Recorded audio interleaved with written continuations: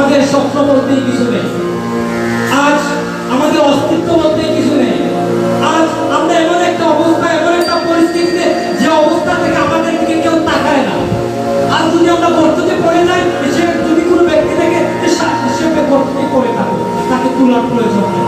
কারণ যদি সে বর্তমানে কিসে আছে, বিপদে আছে, বিপদের পাশে দাঁড়ানোর মতন আমাদের কাছে লোক নাই। আজকে আমাদের আত্মীয় স্বজন, আমার নিকটতম আত্মীয় যদি বলি, আমার চাচাতো ভাই, চাচাতো বোন, মামা মামি বা যারা আছে, তারাও আমার বিপদের পাশে নাই। কেন? বিকজ আমরা এতদিন অব্দি পর্যন্ত আমাদের টান ছিল না সঠিক লেভেলে। আজকে আমরা এতদিন অব্দি পর্যন্ত আমরা ছিলাম ফুলের মধ্যে, মরিচিকার ভিতরে। আমরা এতদিন অবস্থা পর্যন্ত ছিলাম আমরা বিভিন্ন প্রতিষ্ঠানে যে নিজের স্বপ্ন বলছি, কারখানার স্বপ্ন। আজ বাঁধতে একটা পর্যায়ে আমাদের দেয়ালের পেট থেকে গেছে।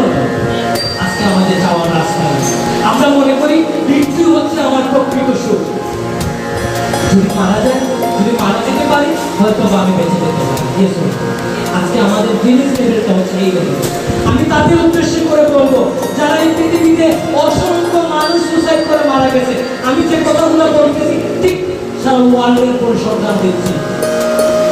এই মুহূর্তে প্রায় প্রতি সেকেন্ডে আমরা এখন পর্যন্ত যে কথাগুলো বলতেছি, ঠিক 3 সেকেন্ড আগে একটা রূপ করা। আজকে সারাদিন ধরে আজকে প্রায় 2 থেকে 2.5 ঘন্টা সময় চলতেছে। সরি, কয়টা বাজে? 4টা, 4:30 বাজতেছে। 4:30 পর্যন্ত এখন আমরা স্বাভাবিকভাবে বেঁচে আছি। যদি আমরা রাখাইনে জন্মগ্রহণ করতাম, যদি আমরা সোমালিয়াতে জন্মগ্রহণ করতাম, যদি আমরা আফগানিস্তানে ও ইরাকে জন্মগ্রহণ করতাম, তাহলে বুঝতাম জীবনে বাঁচার বেঁচে থাকার মূল্য কতটুকু নিয়েছে।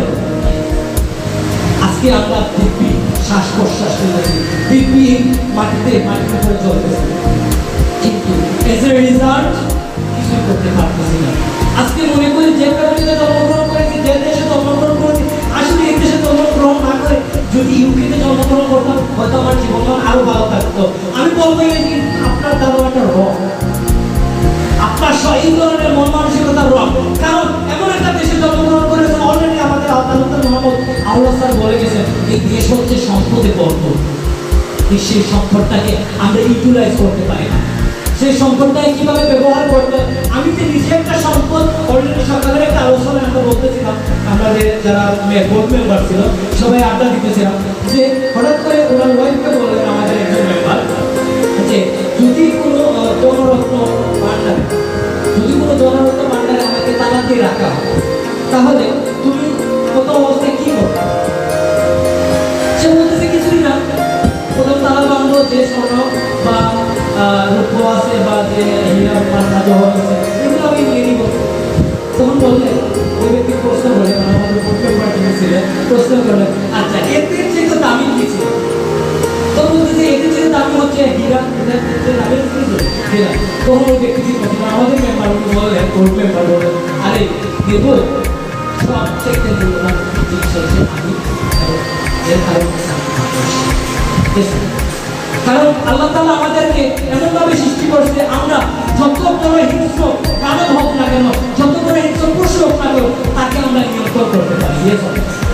আমরা বাঘকে নিয়ন্ত্রণ করতে পারি, আমরা কুমিরকে নিয়ন্ত্রণ করতে পারি, আমরা পাখিকে নিয়ন্ত্রণ করতে পারি। পৃথিবীতে যা কিছু আছে, 18,000 মাহলুকাতকে আমরা নিয়ন্ত্রণ করতে, সে পাওয়ারটুকু মহান রব্বুল আলামিন আমাদেরকে দিয়েছে। আজকে আমরা আজকে সুসাইড করার জন্য চিন্তা করতেছি কিভাবে আমি জীবন থেকে মুক্তি দিতে পারি। যেভাবে দেওয়ালে থেকে গেছিল ঠিক তেমনই ভাবে আমি আপনাকে বলবো, বাউন্স ব্যাক, আপনি আবারও ফিরে আসেন, আবারও নতুন করে পরিকল্পনা করেন। যেমনটি করে একটা বই, একটা যদি আমরা বই করি, একটা যদি বই কতগুলো পৃষ্ঠার একটা অধ্যায় হয় না, অনেকগুলো অধ্যায় নিয়ে কি হয়, একটা বই হয়। ঠিক তেমনই আপনার জীবন থেকে যদি একটা অধ্যায় ছিঁড়ে যায়, তার মানে এটা সম্পূর্ণ বইটা যদি মনে করেন কোনো একটা ঝড়ে, কোনো একটা দুর্যোগে, কোনো একটা ভূমিকম্পে সমস্ত বই পুড়ে গেছে,